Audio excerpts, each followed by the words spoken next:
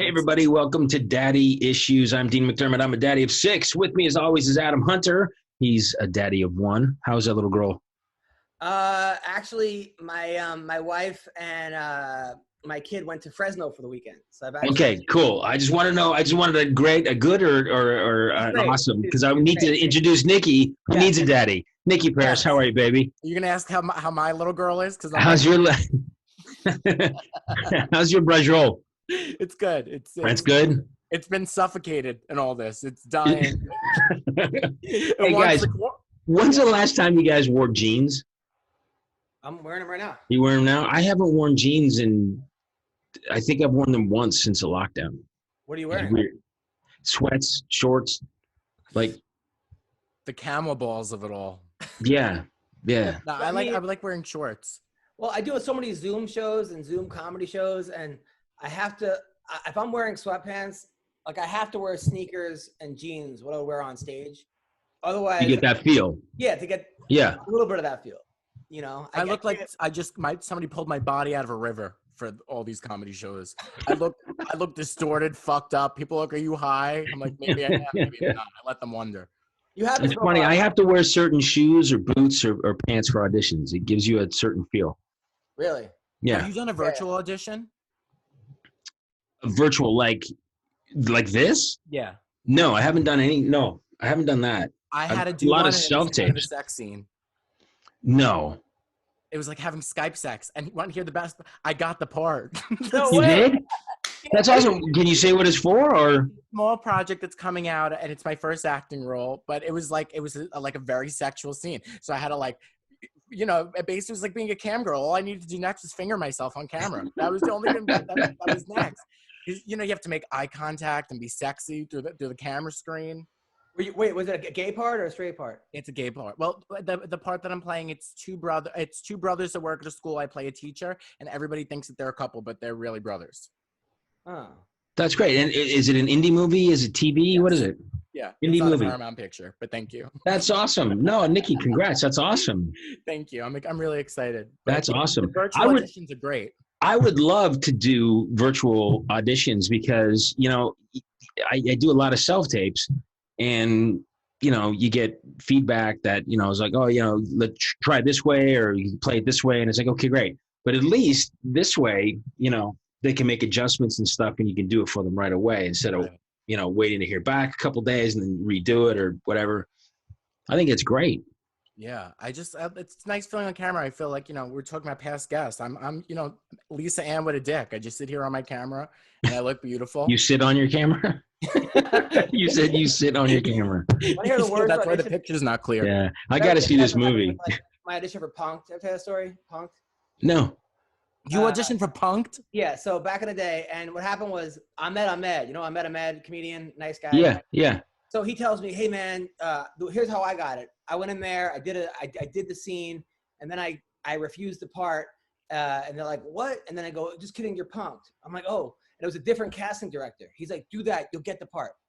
So I go in there, and it's like 4 people, like some big MTV people, and I do this like Chasing Amy monologue, like that big monologue that Ben Affleck did.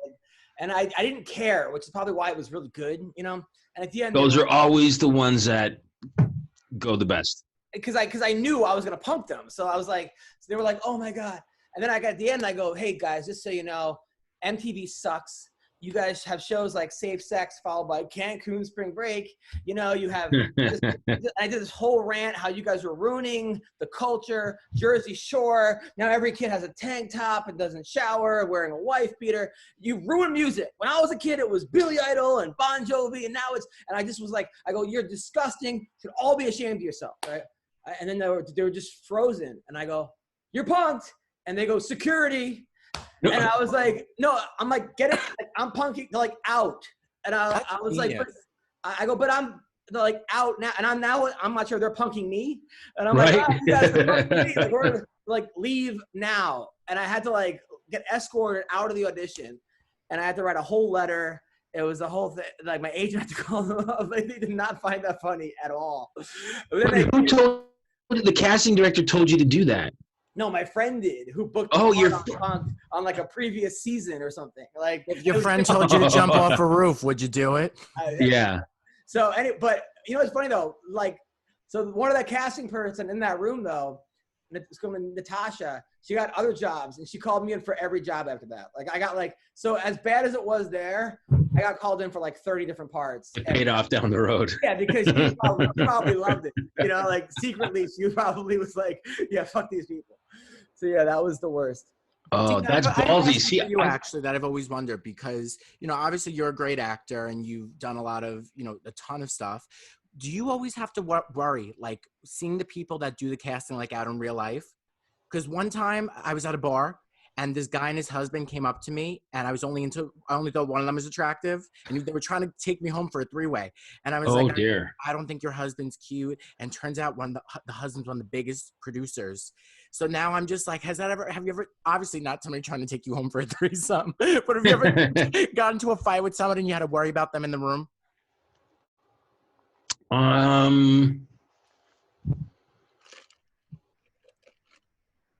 No, I don't know. I certainly I came across, when I started out, and I was like bartending, I'd see casting directors and directors and producers and stuff coming to the bar, or when I was waiting tables, I'd wait on them.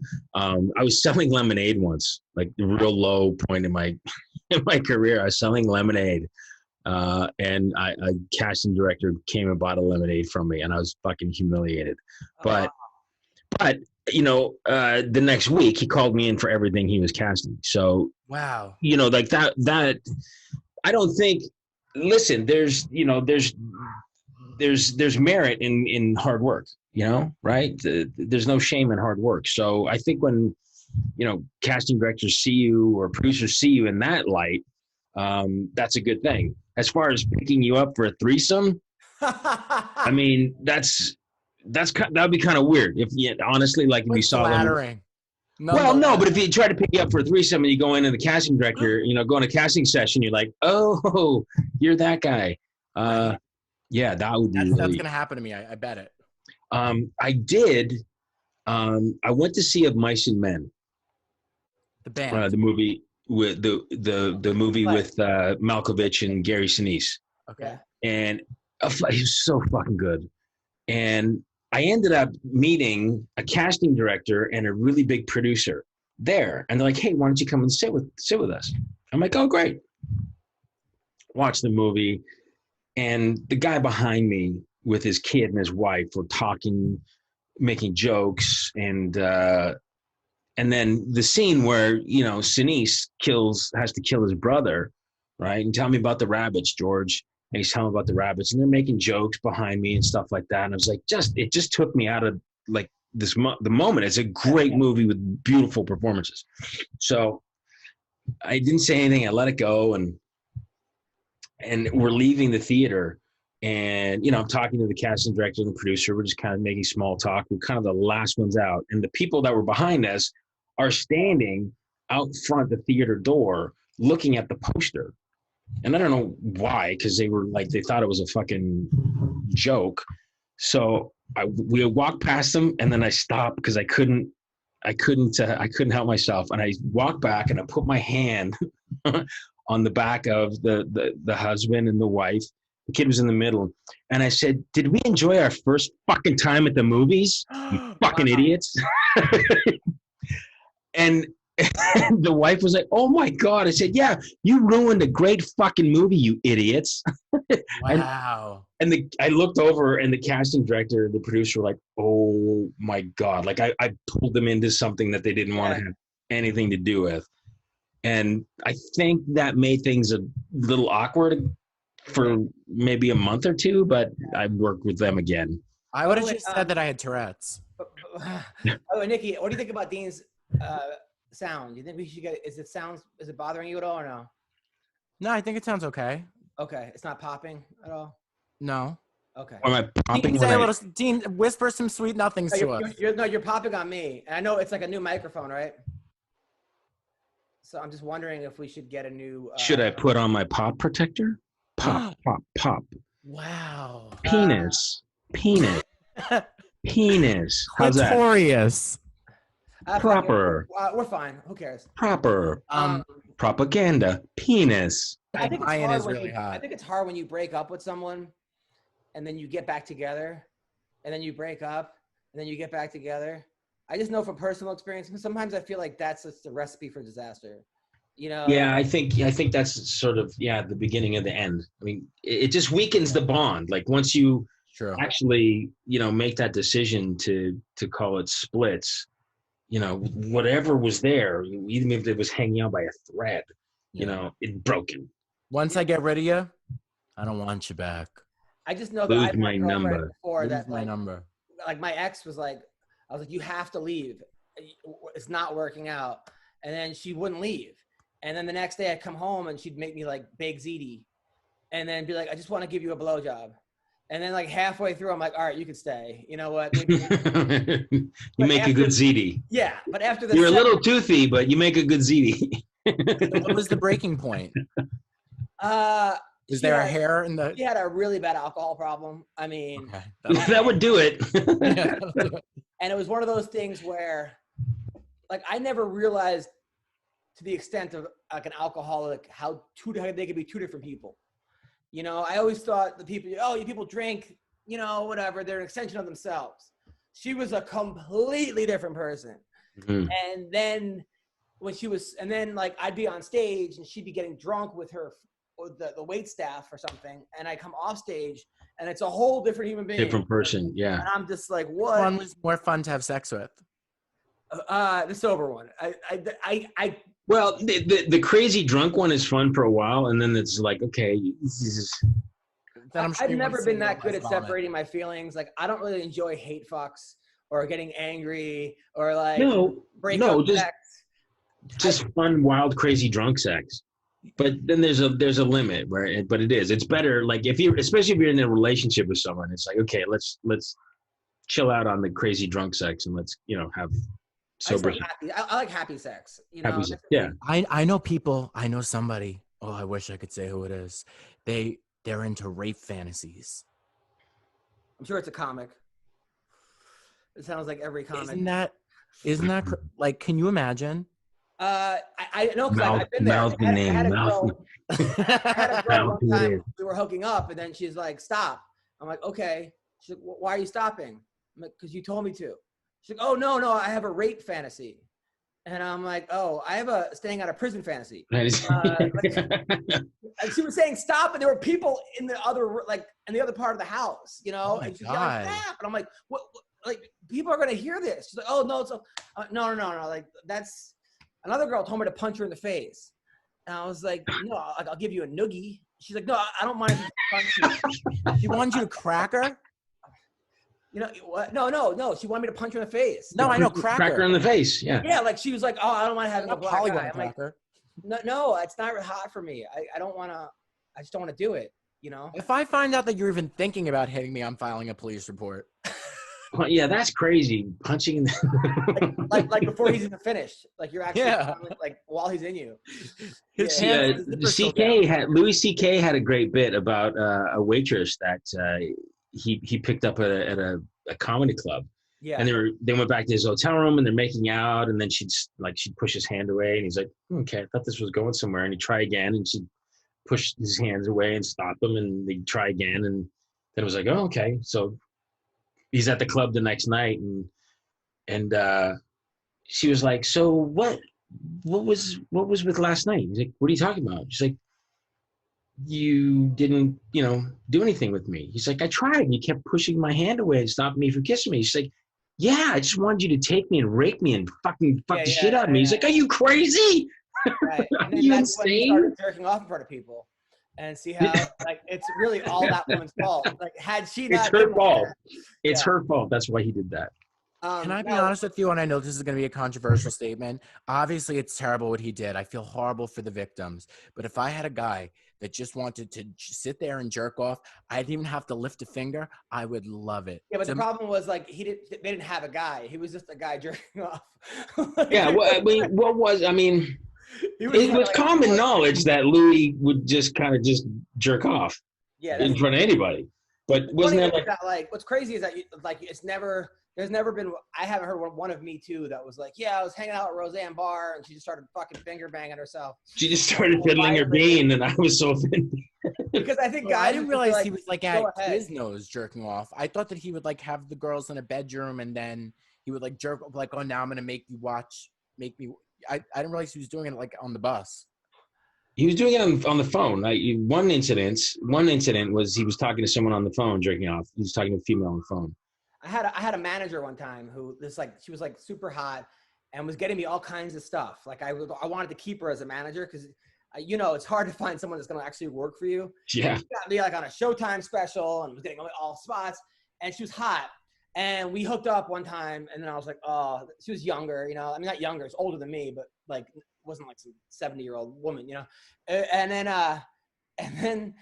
one night I was like, listen, I don't want to hook up with you because I think it's going to fuck up our business relationship, So then she just like we're at a party and she sleeps next to me. And I'm like she's trying to, and I'm like, listen, stop. Like for real. Like, so then I wake up and she's blowing me. Right? So then I was like, whoa. Where do you go? No. You missed a whole chunk of the story. I really wasn't. Yeah. I was sitting there and she's trying to grab me. And I'm like, no.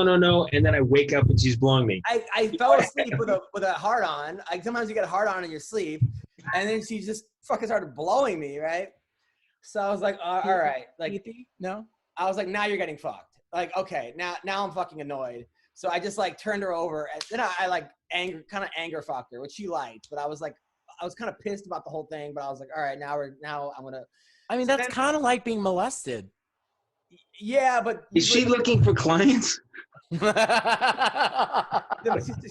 manager still. So then she calls me up like 10 years later, right? She's in AA, right? And she calls me up and she's like, plot twist. One of her steps was like to apologize to people. Make amends. And then she calls me up. She's like, hey, listen, I know you didn't want to fucking hook up that time. And I'm sorry that I took advantage of you. And I was like, wow, I've never had anybody apologize for blowing me. I was like, it's okay, it was you were a pretty good lay. Like I wanted to make it as comfortable as possible, and like I like made it's her okay laugh. Can I send you my new reel?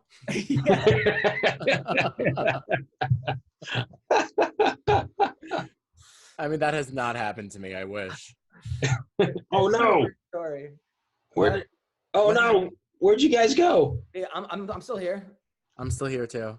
I know, but I just touched something on my. Oh, what the heck? Do you have this? Are you on a Mac or a PC? Mac. All right. So at the bottom, you should see the icon for Zoom. Or you could go. Oh, there we go. I don't know. I just touched something on my computer. Guys, don't you think I should work for Best Buy's Geek Squad? Wasn't that good? Totally. You be the that was awesome, Nicky. That was awesome. So, all right, daddy issues. Last time we were on the podcast, Dean, you didn't look good. No.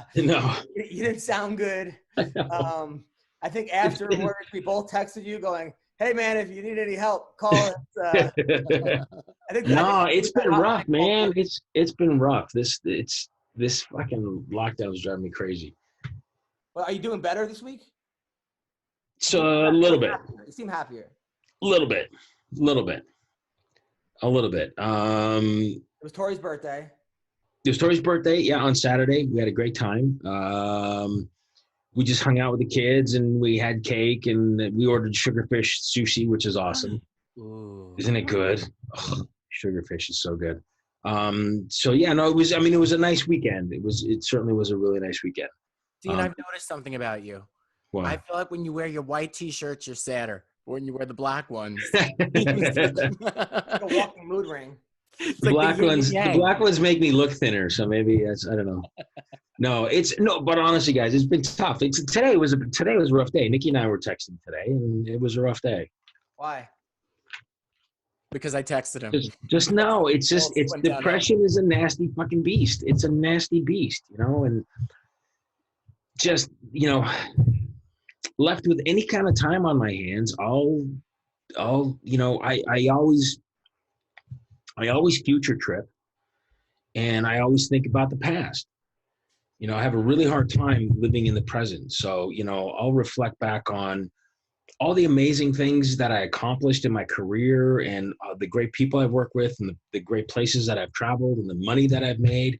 And, you know, now that is not the situation. And that's not because of lockdown. You know, it was well before lockdown. Like, you know, I haven't worked in 2 years.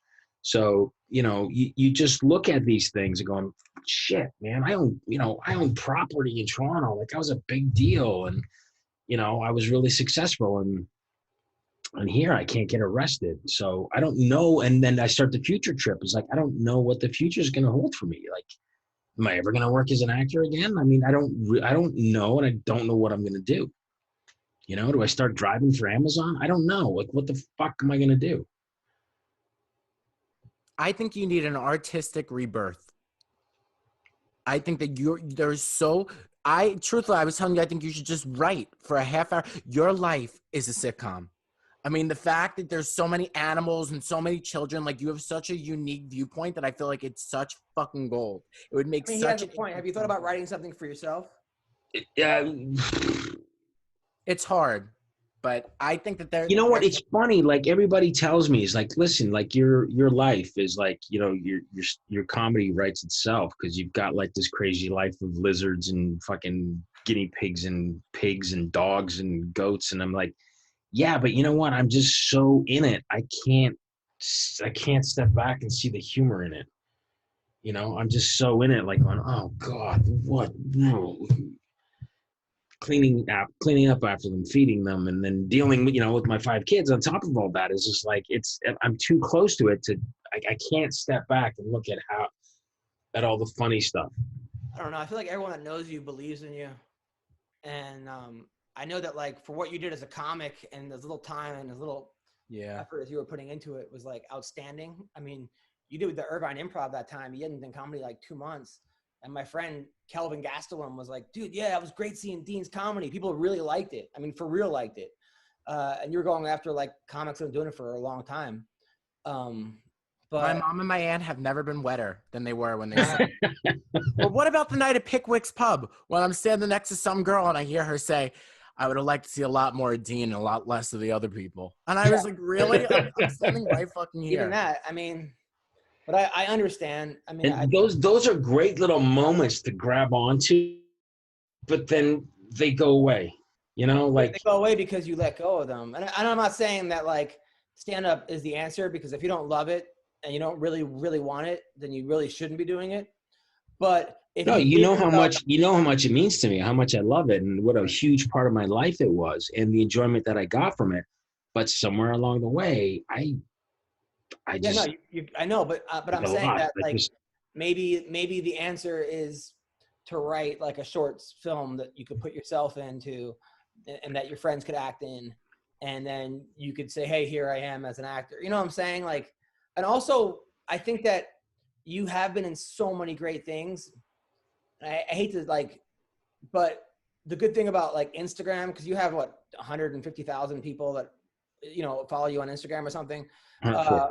So if you put like those clips of you and Slasher and put that out there, or you put some of the stuff, some of the old acting clips that you put it out there. How do I do that? See, I don't. Yeah, it's actually really easy. You just basically, you just download it off the internet. And then you just put it into your iMovie, and then you just take a little clip. I mean, literally a 9-year-old can do it. And then you export it, and then you go to Instagram live, you place it in there. I mean, your kid can do it for you. Yeah. I mean, easily. I tried to edit stuff in iMovie and I can't do it. Or any one of your kids can do it for you. Especially Liam could do it in like 12 minutes. Listen, as the person who taught you how to post an Instagram story, I'm confident that you can do this. All you have to do is screen record, and then you just find the clips that you want on YouTube, or you rent them for a day off YouTube, you know, or whatever, iTunes, and you can just screen record, and then you have the file. And then you just screen record them, like take your phone and record it. There's a setting on the iPhone where you press a button and it records whatever's on your screen. Yeah. Yeah, that would even be easier. You wouldn't get as good of a sound as the way I'm doing it, but yeah, fine. Right. That way too. But literally that would remind people, like, because you have like 50 movies that you've been in. or 100 movies, even if you just put them up. I mean, a lot of people that are pretty big people follow you, and then they would say, "Oh shit! Oh, I forgot he was in that. Oh wow, that was really good." Because people have time on their hands now. So I think that's a great idea. you know, and anything, at least for your own ego, which is probably not the right way to, not reason to do it, but people be like, "Holy shit!" Like people, "Oh wow, that was great. That was great. That was great." Right. So I think that, like, for example, there was a bunch of comedians that I know that had specials, and they were getting no love on their specials because people don't want to watch 45 minutes of someone's special, or I don't want to go to Amazon.com and look up your thing. So they took their specials and they subtitled it. That's a little annoying. And then they put up 3-minute clips on. I see that all the time. And then all of a Matt sudden, Bronger, like, I just saw Joe Coy, and then and all of a sudden people are sharing it and this and that, and they're like, "Holy cow!" Blah blah blah. So I think that would be a good thing for you to do, as far as some of your work, because people, we live in a culture right now where people have a 5-second attention span. It's what can I see right now, and or what new. So that might be cool for you to do because you have a collection of amazing work, and somebody who's a director might say, "Oh shit, like this is really good, Dean. Like I have a part coming up, and I saw it on your Instagram, and that." I've wanted to do that. I just don't know how to do it. I literally am. But I'm saying, but you telling we're a yourself, phone call away, bitch. But you telling yourself. I said we're a phone call away, bitch. Part of the problem is like you're telling yourself, because I'm the same way. Like I think with cooking, I'm like I don't know how to cook, and I still don't know how to cook. But I'm like, this takes too long. I don't want to have to learn. It's like I've made a whole fucking huge thing in my head about it. It's way harder of a problem than it actually is to cook. Yeah, but actually, like, ask Tori. Like, I have the best intentions with technology, and I have a little bit of knowledge of it, and it just never works for me. I know, but now they've designed it for like an 8-year-old to do it. And you're a pretty smart guy, dude. I want to say one thing too. I want to go off what Adam said because I think that's a really good idea. And I feel like, Adam, when we were talking before, you kind of said something about this too. Like, I feel like I'm happier when I feel artistically fulfilled. So like, even if I do one thing a day that I work on, so I'll just like freeform write, like Judy Blume for 30 minutes, even if it's just like I fucking hate writing, and then I'll just freeform write. So at least I know that like I'm doing something to like work on my craftship, and I think you'd feel a lot better. And like, who knows what you'll write? You should just like sit down and just like write. That's also new stuff. Like the way I've been trying to, like, my wife left for 5 days with the baby, and now Fresno, you said? Yeah, took the baby to Fresno, and I've had like, I hate to say it, but like this fucking relief of like, and I'm actually, the only thing I can't do is sleep now because I'm not exhausted. How many times have you jerked off? That's what everyone keeps asking me. And then how many different rooms? It was just one a night usually. Just one a night usually. My wife's gonna hear this. I recommended CBD. The problem for me is sleeping. That was a funny face. Because I can't get up. I can't sleep till like 2, 3 in the morning, and then I start beating myself up, going, "Fuck, my whole day's fucked tomorrow." Blah blah blah. I'm only gonna get 8 hours of sleep. That's the hard part is anxiety when I sleep. But oh God, I found this stuff. Because I've tried all this CBD shit to try and sleep and nothing worked. And this company sent us, I can't remember the name. I'll send you a picture of the bottle. You take 6 pumps of this stuff, boom, and really trippy dreams. But it knocks my ass out. I'm 6'3", 235 pounds. It knocks me out. All right, send me whatever you're taking, whatever lithium. I like CBD. So no, I'll send it's good, man. I've used it for 4 nights in a row. It knocks my ass out. Good, because I need something to help sleep. But I've been like, okay, what can I create for the future? What can I remind people of the past? And I put like, okay, so I'm putting up stuff that people have never seen, or the kamikaze, or the ADD, or this or that, or heckler videos, just because it's like there's always new eyes on it. And then also like, what can I write? What new jokes can I write? Me and Nicky did a show Friday. It was pretty funny. So I did an hour and a half on Zoom. And hour and a half. Wow. There was a guy that I invited to the show that was in he's like a paraplegic and like in really bad shape. God. I mean, he couldn't even like, I'm like, and I go, wow, this show's going so bad. This guy was totally healthy when the show started, like, I'm like, the guy, I mean, can't move. I mean, basically, so at the end of the show, he hits me up. He goes, that was the most fun I've had. Where could I donate to you? And I'm like, man, I know I'm in bad shape when a paraplegic wants to donate to my cause. You know, like No, dude, that's awesome. yeah, it was That's awesome. it was happened to be a great night. You know, Unlike the deaf girl from the oh Irvine. God. So as far as parenting, so we threw away all the bottles because my wife says that the baby shouldn't be. She's 19 months old, shouldn't be on a bottle at 19 months. It's too late. It's bad for her teeth. There's a saying, and like, so now she's on sippy cups. Any advice on that? Sippy cups are just as bad, if not worse. Really? Yeah, because they're hard, so that's really pushing out her teeth. Because according to my wife and her parents, they're saying that like she should be off the bottle by now, and that sippy cups are better for her. No, because she's still sucking on the hard part of a sippy cup and not put her on her upper teeth more than a silicone nipple. And I believe Bo is 3. He still goes to bed with a bottle. Okay. And he'll kick it when he kicks it, just like all the other ones did. By the way, so Bo and Violet had like a little date. It was that was one of the it was the cutest thing. So I called Dean FaceTime, and it's like 11. You're just getting up, and I'm like, hey, Violet wants to talk to Bo. Bo was like for like 30 minutes going through his whole closet, showing all his shoes. All of his shoes. And Violet's on like a bottle in the corner, like sort of impressed by this, you know, like, and she's like, Bo, and he's like going through everything. This is my crib. This is where I sleep. These are my toys. And then when I take the phone, the FaceTime, to say something to Violet, she'd be like, nah, Bo. Really? Yeah, she didn't want to have anything to do with me. It was the cutest virtual date. Did you have on the white t-shirt that day? I think I did. Wait, Adam, how many times? But today, Adam, he slept till noon. Really? Is this a good thing? He was in the pool all day yesterday, so he crashed. Yeah, my kid's up at 6 a.m, and then she's opening my eyes. Daddy, wake up! Daddy, wake up! I had to go to the couch. I had to get off the bed and hide in the other room for my own kid. That's so funny. Yeah, I get it. Listen, if you just grab her by her larynx and try to touch your 2 fingers behind her larynx, she'll stop that.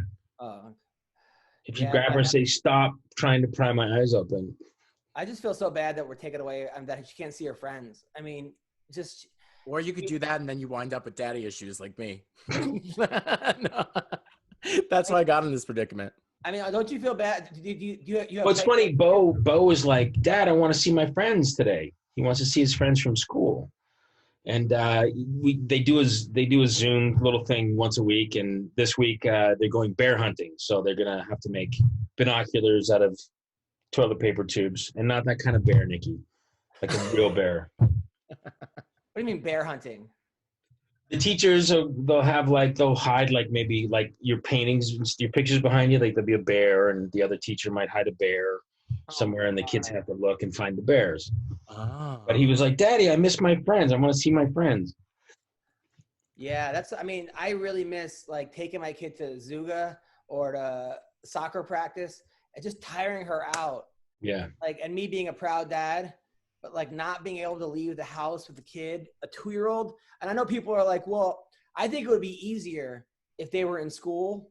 At least they'd have stuff to do, because we go in the backyard. We have a bounce house. So she jumps in the bounce house. Right. And then she plays the lion where she goes, "Arr," and then I hide. I'm like, not the lion, you know, and then this goes on for 10 minutes. Then we do chalk outside.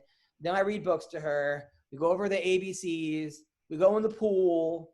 But this is all like an hour, you know, like, and I got to keep this up for 7 more fucking hours.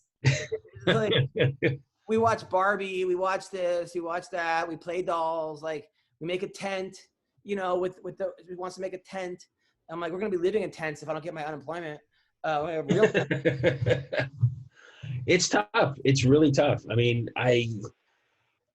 the hardest part for me is, like I said, we talked about it last week, is just being in the same house with them 24/7. Like, it's so nice to send them off to school. Yeah. To have that break and not have to, you know, entertain them and educate them and feed them every hour on the hour. It's just like, it's mind numbing. Are you all moved in? Yeah. Oh yeah. And pretty good on the boxes. Almost completely unpacked. I said this year, this move, we're not, taking a year to unpack. How do the pigs like the new place? They're not here. Dun, dun, dun. They're not here right now. They're not here right now. They're being put They're up. on an everything bagel. They're being boarded right now. We have to figure out because we have to figure out. We have to build a pen for them and stuff. So we have to find a proper place, and we found the place, and we just, of course, it's money, right? Get someone. Who's watching the pigs? They're at a boarding place. There's a pig boarding place? Yeah. It's Piggy Academy. Academy. They board everything: chickens, goats, ducks, you name it. Yeah. That probably costs money too, though, right? To board a pig. Yeah, but it also, like, at the last place we're at, the pigs destroyed the sod and the sprinkler system, and it cost $3,500 to fix. Oh my God. Your pigs still have a better life than I do. Wait a minute. You give them the pigs to board, they destroy that. That's not your fault. It's their fault. No. This is the house, the last house we rented. Yeah. Oh. Yeah. So, I got to figure out and be strategic of where to put them here because. What were they trying to do? Look for the sprinklers? No, it's just they root that they constantly dig, right? So they destroyed the grass in like a week and a half. They're like little bulldozers with those noses. And, their little sharp hooves, they break sprinkler systems and, they rub up against the valves and they snap the valves. And it was a nightmare. What about the new dog you took in? How's that dog doing? Oh, great. Dogs are great. It's just, it's just the pigs are they're so destructive, man. Adam works for the ASPCA. He's doing an audit. I don't. First of all, you have 12 animals. The first pig we had, Hank, he didn't dig up anything. Our lawn was pristine. Her line. These guys just destroyed it. They destroyed when you got them at the fair. I mean, what do you expect? Didn't you go to a Halloween costume party? A pumpkin patch. It was a pumpkin patch. But most people come back with pumpkins. We came back with pumpkins and pigs. And pigs. It's just crazy. I have one dog that I have to be on constant watch.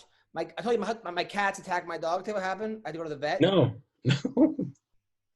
So my dog is blind. It's cataracts. I'm pretty sure he's deaf.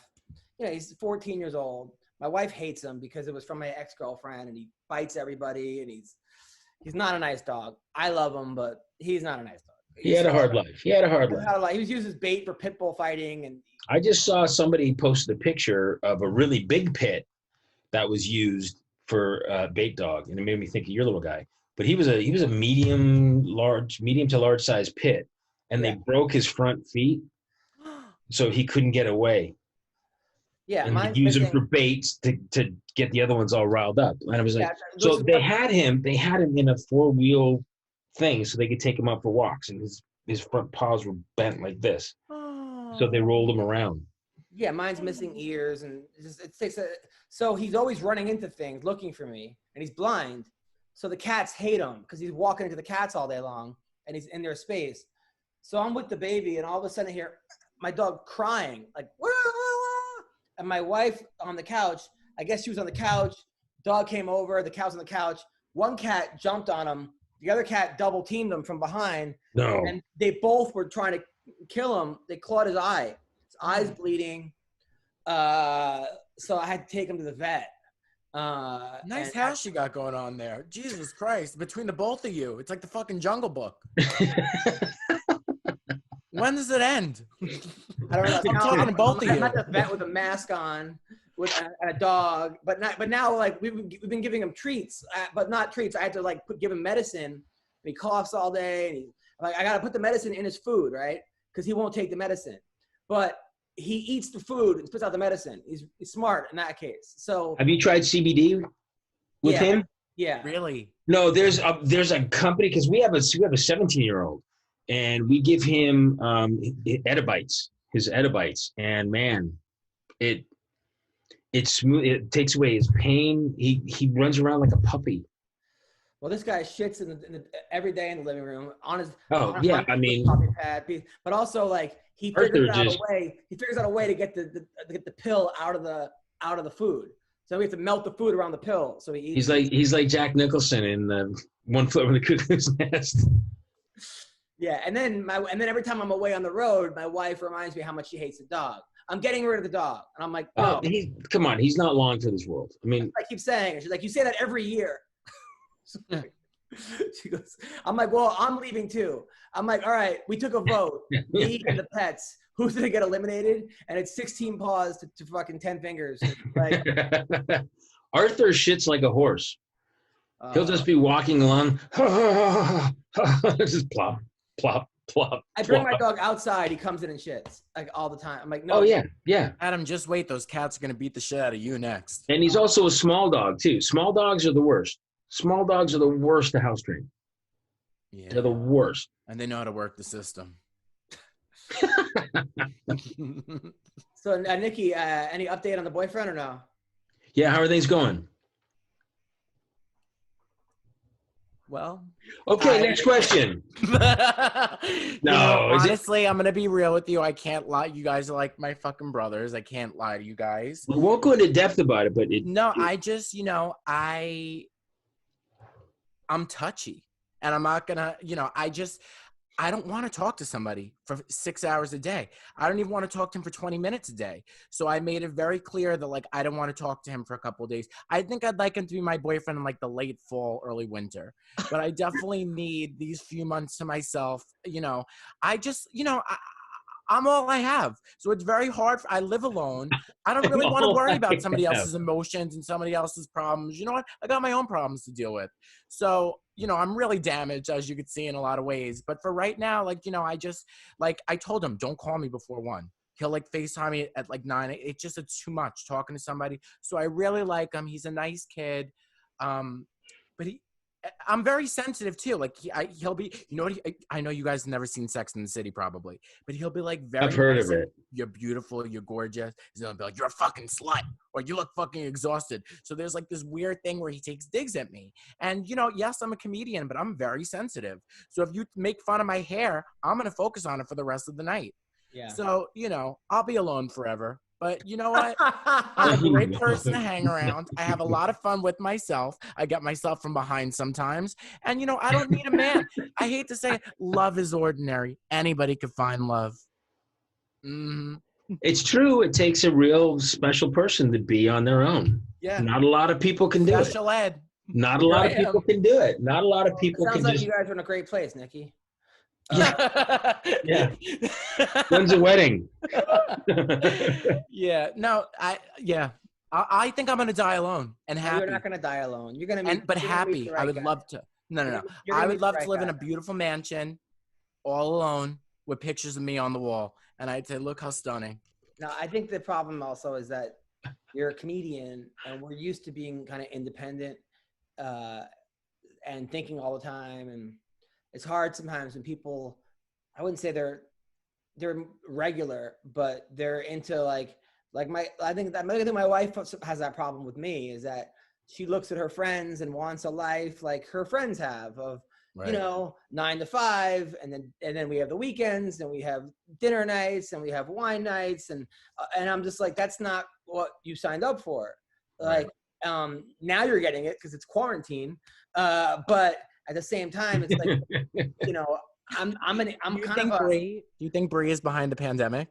Maybe. I think as far, I think we're free. I'm a free spirit. You're a free spirit, and we like to kind of do our own thing. And it's hard sometimes with people who aren't that to realize that.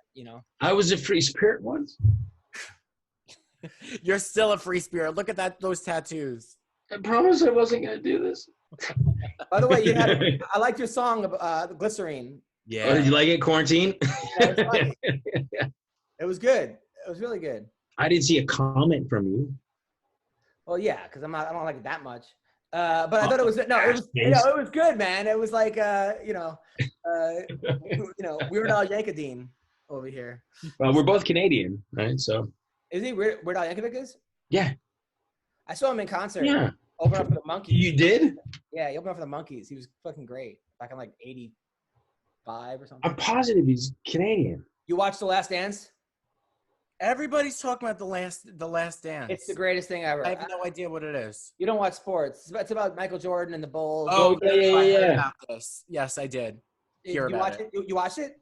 I heard about it. My Oh, it's amazing. It's and it was all about how Nike and that Nike wouldn't be what it was without him, right? And it followed. Not really. It's about Jordan, how competitive he was, and how committed he was, and just how great he was, but also how hard he was on his teammates and just the shit he would do. And Dennis Rodman, He and would put in more hours than everybody else on the team. yeah, and also like would torture people for not working as hard and kind of bully them. But he was amazing. Did you watch it, The Last Dance? No, I've heard of it. I want to check it out. If you want to see the greatest documentary that you're going to see ever on sports, watch The Last Dance. It is unbelievable. And it's 10 hours. So it's 10 hours? Yeah, it's 10 different 1 hour. And it's must watch. If you're an athlete or you're competitive or you even as a comic, you'll learn so much from Michael Jordan. It's insane. I started taking masterclass. That's been really rewarding. For what? Which one? To try and pick up any skill whatsoever. To have anything that I could be, besides my horrible dick jokes. I've always wanted to do a masterclass. I'll give you my login. Really? Yeah, of course. Awesome. Either of you, if you guys want it. I took the art of negotiation, which was great. In like 13 classes I took humor writing with David Sedaris. I took business strategy with Bob Iger, who is the CEO of Disney. Yeah. And I started acting with Natalie Portman. So no way. And then you got a part. Look at that. Yeah, I actually got masterclass 2 weeks ago. But yeah, you have to see. And Judy Bloom has a class. And Robin Roberts, who I didn't know was a lesbian because she wears a lot of magenta. Is that a lesbian thing? Magenta? No, I didn't. I thought not a lot of lesbians like pink. So I didn't think that she was lesbian. I'm stereotyping. I'm sorry to the lesbians. I thought they all like pink. I thought they're lesbians. Yeah, but only velvet. Different pink. Oh, okay. Yeah, only pink velvet, if you catch my drift. Yeah. And Weird Al Yankovic is from Downey. It's Yankovic. Downey Yankovic. No, it's not Yankovic. Weird Al Yankovic. Weird Al Yankovic, I'm pretty sure. Adam. I don't know. Maybe have I been saying it wrong? I love an Amish Paradise, obviously. You know that song he did? It's Yankovic. He couldn't even do half his songs right now. Like, I'm fat. But he's from Downey, California. He would get living in an Amish paradise. But he King of Suede. But he remember the King of do his songs anymore. It's my size up there, King of Suede. Well, but like I'm Fat was one of my favorites. Oh my God, it was so good. But he couldn't get away with it right now. People would get mad at him or Eat It. Right? Yeah. You're fat. Open up your mouth and feed it. Yeah, it was the best. You imagine having sex with Weird Al. Dean, you think you're depressed? Imagine having sex with Weird Al Yankovic. Yeah. Dude, first of all, UHF was one of the best movies ever. Oh my God, I haven't seen that in years. How funny was that movie? It's time to drink from the fire hose. that was Kramer's first big role. Yeah. It was. That was so funny. Oh, do you remember him in Young Doctors in Love? No. Yeah, he was Michael Richards. He was a hitman hired to go and kill the guy who was the Godfather who was in the hospital. And he kept getting he'd sneak into the hospital and try and whack this guy, but then he'd keep getting surgeries. He'd hide in the hospital bed, okay, it's time for your testicle removal, Mr. Smith. It's like, no. Actually, get his balls removed. By the way, at an audition, I met Weird Al Yankovic. We auditioned for the same thing, and I told him how much I saw him in concert open up for the Monkees in '84, and because I used to love the Monkees, and he was the Monkees were great.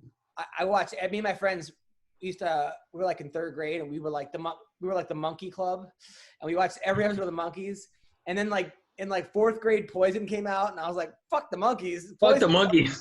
And then my friends got all mad at me, like, "You ditched us for the Monkees." I'm like, "Yeah, but look at all the fucking chicks in these videos," and they're like, "I love the Monkees car. They had the coolest car." They were my dad actually knew Michael Nesmith because back when Alice Cooper days, he was friends, and they went to Right. his like garage, and everyone was stealing stuff from his house, like robbing. Like anyway, random point. But fast forward to Weird Al Yankovic.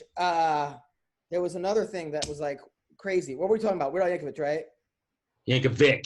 Yankovic, monkeys, this and that. I don't know. I had another thing. Lesbians. All my life. Weird Al Yankovic. Oh, having sex with Weird Al Yankovic. Yes. That's what it was. That's Weird Al Yankovic. Is that what you're getting to? No, I had another Weird Al Yankovic story that tied into that, but I went off on a monkeys tangent. Did you use his hair to clean up the mess? I can't remember it, but it was something decent actually. It was about Weird Al Yankovic and I'm fat and You can't get away with that today. yeah, I forgot what it was. Fuck, it was something about Weird Al Yankovic and like just something. It was a good story though. But anyway, I guess let's go back to the pigs and the plumbing. Yeah. No, that old nut, that old chestnut. Dean, before, Yes. let me tell you, if you don't find out from me about so I see Tori having she has a Louis. Okay, that's mine, by the way. You. That one's mine. She bought that for me. And it won't fit around my ears. It's too small, so I have to extend it. That's my... If you don't give me... look how nice your hair looks. It'd be a real shame if somebody put a piece of gum in it. You better get me the info that I need. I will. I promise you. I promise you. We got... Tori found this lady who does these Louis Vuitton and Chanel masks. I remember. It was Michael Richards. That UHF, right. So that whole week before his meltdown, I saw him. Like, I was doing comedy, and it was like he was a big deal. And he was acting so fucking weird. He was doing stand-up at the Improv, and I was on a show, and he was doing his act in his underwear, like in like the public bathroom. But just standing there in his underwear. And people were leaving the bathroom going, why is Michael Richards in his underwear? And they were putting him, he hadn't done stand-up in like 20 years. And they were putting him after like heavy hitters at the Laugh Factory because it was right after Seinfeld and it was huge. Right. And you saw he was not ready. He was getting away with like 3 minutes up top, like, wow, but he had no real jokes. He was doing weird things and it was strange. Right. And there was a guy, Richie Coxon, who used to be in Poison. He was the guy that replaced maybe Ricky Rocket or Bobby Doll in Poison, and they threw him out of the band because he fucked somebody's wife. And then they were on tour, and they took his guitar and threw it out of the tour bus and picked him out and left him in the middle of like Iowa or something, like crazy story. So Richie Coxon was at the show, and Michael Richards was like doing a Jesus rant, and Richie Coxon was like, "Fuck you, Jesus is the best," or something of like, "Don't make fun of Jesus." And then Richards like went crazy, and everyone was behind him, but he didn't make any sense. Coxon made a little sense. But he thought I'd say outlandish things, the crowd will get behind me, right? That was what was in his head. Cut to a week later, he thought like saying the N-word would be the way to get the crowd back and was not the right choice. He shouldn't have been in that position in the first place.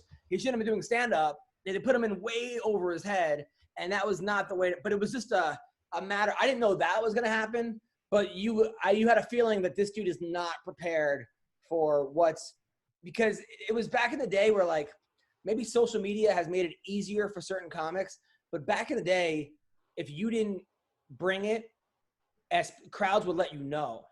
I mean, they'll still let you know, but not to the extent of like you had to bring it, especially like at the Comedy Cellar. And this was all Weird Al Yankovic's fault? No, but he was in the movie with Weird Al Yankovic. Gotcha. Okay, that's the thing. I'm just looking at Nicky. I remember like when Seinfeld came back. I remember when Seinfeld came back to stand-up comedy.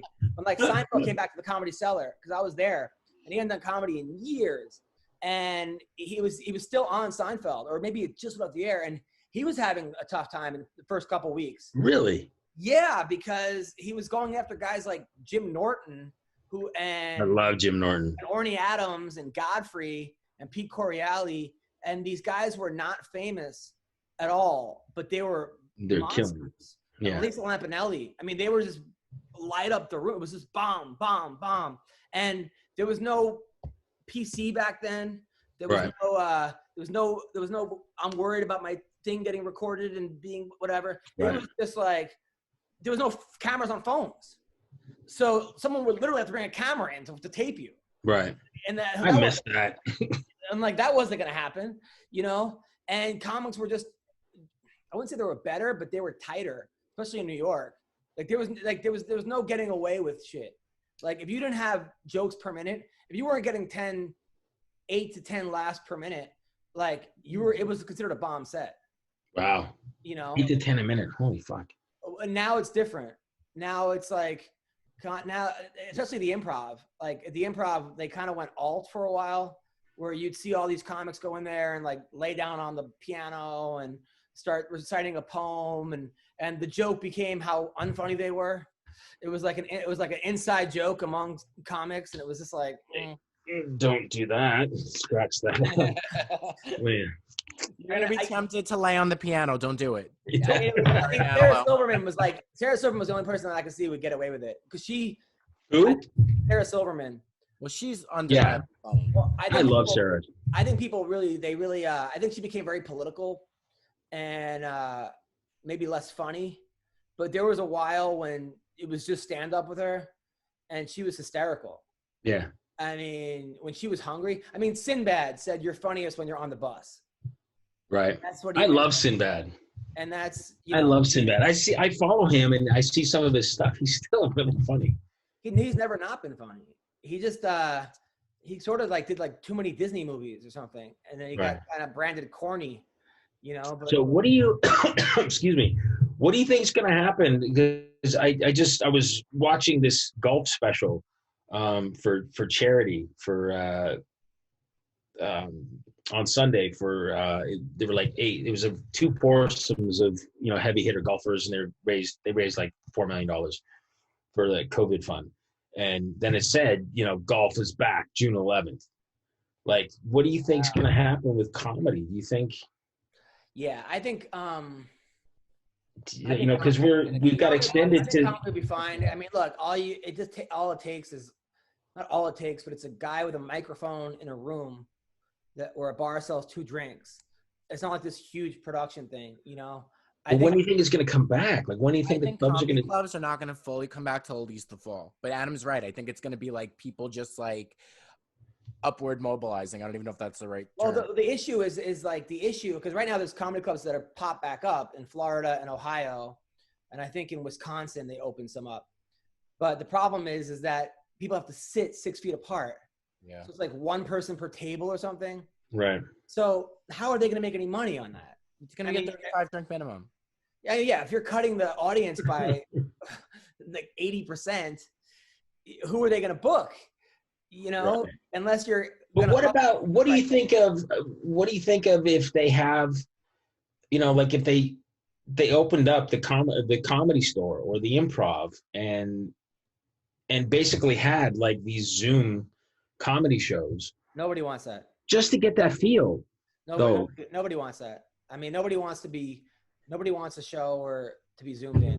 It's just not people. I mean, I could do that from my house. Why would I mean, just for the feel for the performer. And yeah, but the whole point is that you're seeing a live experience. It's like going to like a concert and having the band zoom in the fucking concert. I just think it's really weird if I were watching right now with all those pictures of stuff behind you doing your act. Honestly, I think that it's like really, in some ways, not that it's exciting, but to have everybody sit at one table, like finally I could sell 6 tickets and sell out. So it's not something I'm used to. Nothing will change. So I think I'm looking forward to it, frankly. I mean, look, I'm able to like I'm doing pretty well right now with Zoom shows. I hate to say it, but like I'm doing pretty well, not as well as I was doing on the road, obviously, but like being a cam girl. The good comics will find a way. I think a lot of comics are like, fuck that, I'm not doing Zoom shows. Like, dude, no problem. Don't do them. I don't care. Right. I mean, the good thing about a Zoom show right now, and obviously I want this to end and go back to comedy shows, but the good thing is that, number one, I'm like, hey, what are you doing Friday night? Most people are not doing very much on this Friday night, and then also I can now do a show for people all over the world, whereas before I could only do people that are in El Paso that night. So that's you cool. Only appeal to local paraplegics. Now that paraplegic didn't come to my show. The international paraplegic comic. So that's kind of cool. I got to admit, that is kind of cool. you know, it's and been great. I've done a lot of them too, and I enjoy them because it is work. It is work though, man. Like I'm very lazy just to sit here and not get up and to just do my act sitting down. It's nice. In some ways, they're a lot harder than an actual show. So the problem is that you don't hear the laughs. We gotta mute the crowd. And if the audience is muted, I don't enjoy it as much. that's the hard part. Yeah. I have to. So can you keep a couple of the channels open so you can hear a little bit? I pick people who I think are going to be good and not dicks if I know them. You know. Right. But then some people don't put their cameras on too. That's annoying. Yeah. Or then some people will like put the mic on, then they'll eat soup, and you'll hear like burping. Really? Yeah, I've seen it all on these shows. I've done like 5 a week, so it's been like I did a private birthday party. It's interesting. Yeah, I'm doing about 3 a week. I mean, it's forced me to write though. That's the good part. Is that like I'm writing an extra, and I can look at my jokes right on the screen next to me. Dean, the other night on me and Adam did a show Friday night. I heard somebody laughing that sounded like your laugh, and I just went in the middle of the show. I know that laugh. Is that Dean McDermott? And Adam goes, no. And it was so embarrassing. It looked like I was just desperately calling you throughout the show. I was like, is that the little cat bless you, Nicky. by the window? Nicky, you know what? You know what's crazy though about like Zoom shows? Like I used to think, not that I don't experience a lot of racism going around. Like I don't really hang out a lot of racist people or any racist people. Had some issues. But really on these Zoom shows, people are just showing up and yelling the N-word left and you're like, really? What?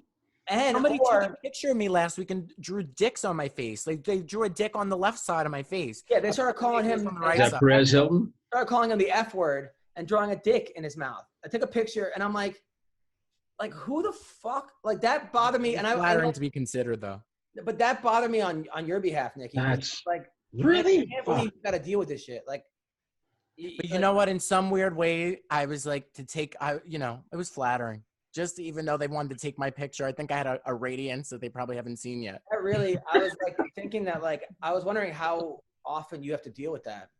Very rarely, actually, to the point that, I'm so needy that no matter what you say about me, as long as you think about me, I don't care. You'll take the dick in the face? Yeah, but they put it on the left side. I was like, it usually goes on the right side. So it was a change. I actually got mad on behalf of you. I was like, man, if I saw that person, I would attack them. Well, we've had people come on the show that just like started masturbating. No, but that's not them though. They're taking a clip, they're screen saving it, and taking a video of the guy on the computer chair, the Santa Claus of it all. Yeah, but that's not really him. That guy was real. I know what you're talking about. The guy on the compuber chair was wanking it, and I don't want picture of me like you're seeing. He literally was sitting here like, and you know what? I don't want to. I have a little bit of an ego. He was looking at my square. Yeah, of course he was. Of course he was. No, but also like Zoom, if it was better because like the way they have it. So there's like 50 people. I have Zoom Plus, so it's like 60 people on a screen. So I just start making fun of people and doing crowd work, But the problem is they're not all matched up to how I'm seeing it. Like I wish that because some people, like I'm seeing you over here, but Nicky could be seeing you over there, and you could be seeing that guy over here. So that's what I would fix if I was working at Zoom. Make it so that everyone sees the squares in like the same order. Because it's so juicy. It's like porn because people will be there scratching their armpits. I had some guy, it looked like he was getting blown. So finally I said, no one's going to pay their attention to square 4. So that's been my favorite thing to do. I'll just look in everybody. And I'm nosy. I like looking in people's homes. So there are people that are just like staring at you like, you're just like, what? You feel like, so yeah, that's not going to, they can't replace real just comedy. do one. But I have to let me watch one. I have not seen one. It is keeping my skills sharp though. I have to admit. I enjoy doing it. Every time anybody asks me, especially every time you ask me, Adam, I'm like 100%. That's Friday night. I could be watching the Gilmore Girls. I only like doing my shows. I hate to say it, but I hate doing like sitting through like an hour and a half. Because some comics, they go, they do their set and they leave. And what about when they say, I'm going to do a musical number? Oh, but the other people, I'm like, God. I feel like it's a dick move to not sit. But then I feel like if I stay and don't laugh, because I'm usually not going to laugh just because, and then I'm an asshole because you're seeing me not laugh at you. Right. So sometimes like I'll stay, but I'll take away my box. Okay. So you're doing a show tomorrow at the Dime, right? Your Dime show? Yeah. Okay. 8:00? Yeah, my birthday is Wednesday. I was gonna make it my birthday show, but no, it's just a regular show. Okay, I'll check it out. I'll come and check it out. Good. Because I haven't seen one, and this whole time I have not seen one. Dare you? I've been telling my dick jokes in my empty studio for 2 months. Yeah, sorry, Nicky, but tomorrow night. Tomorrow night it's on. All right, It's guys. on. I'm glad we did this. I miss you What are you guys. looking forward most about this thing being over? Going back to the gym and playing ice hockey. Actually, playing ice hockey the most. At first, it was boxing, but now it's ice hockey. I'm just like itching. It's been too long. I haven't played. What about you, Nicky? I don't want this to end. I have to tell you, I'm loving this. I don't want to have to go to your stupid fucking poetry show or see your ugly fucking child graduate preschool. Come on, what are you looking for? The gym, but for vain reasons because I have a lot of side fat. The line starts here, buddy. Oh God. I think I'm looking forward to most is number one, the classes with my kid, the Zuga classes. Yeah, because she's happy. Yeah, actually, yeah. You know, I'm looking forward to the kids going back to school. Actually, that was. And then the live comedy shows I'm looking forward to the most. I love it. You know, everything else I'm like I wouldn't say I could do without, but you know, but those are the most the kid activities. You know. Yeah, keeping the kids busy and going to your favorite restaurant because it's just not the same as getting takeout. Oh, I would do anything for an Applebee's. Well, thank you. Well, that's our podcast. Applebee's. We like Applebee's. No, Applebee's. The kids love. No, I think they're still into Applebee's. But like on our anniversary, we always go to Monty's Steakhouse. I've been in Topanga here. It's like the old red leather banquettes and like it's got some history. Like it's a great steakhouse, and we go there every year for our anniversary. And we couldn't this year, so we got it ordered in, and it just wasn't the same. Just, a nice sizzling steak at your table. The Louis Vuitton face mask blocking your mouth from the experience? No, because I was at home with my wife. I don't wear the mask. You have a Louis Vuitton face mask? It's a knockoff. Yeah, I'm obsessed with it. And it's awesome, right? And if Dean thinks I'm going to let up, he said the mistake. No, dude, no, I'm going to get you the information. Let me know whoever has a boutique and I'll go there on foot if I have to. Well, it took a long time to get. I was like, fuck, I'll go pick it up. Like, yeah, let me know her information. I will. She's awesome. Credit card, and I'm waiting. She's awesome, and she does really good work. And they have Chanel, and she does all these different ones. No more. So but I just wanted to say before we sign off here, we were talking about documentary. I watched a documentary last night on the Tragically Hip, Canada's band, one of the greatest Canadian bands. Gord Downey, who's the lead singer, he died of inoperable brain cancer, but it was their tour across Canada. It was their farewell tour. It's called A Long Time Coming, which is also one of their songs. Incredible documentary. Like they removed a large part of his brain, his frontal lobe, and when he came out of it, he couldn't remember anything, couldn't remember lyrics or anything like that, but he was determined to do a farewell tour across Canada, and it was incredible. It's an incredible documentary on Netflix. And the sad news of Fred Willard passing. Yes. Very, very funny man. Nice man. I had the opportunity to work with him a couple of times. Couldn't have been nicer. Oh, nice. What'd you work with him on? Couldn't have been nicer. The last thing I worked on was Kiss the Bride with Tori. Oh, wow. He such a funny dude. Like his delivery was just priceless. Yeah. Just priceless. And so, so that's very sad news. But on an upbeat, good news, I got to see my friends. I miss you guys. I love you guys.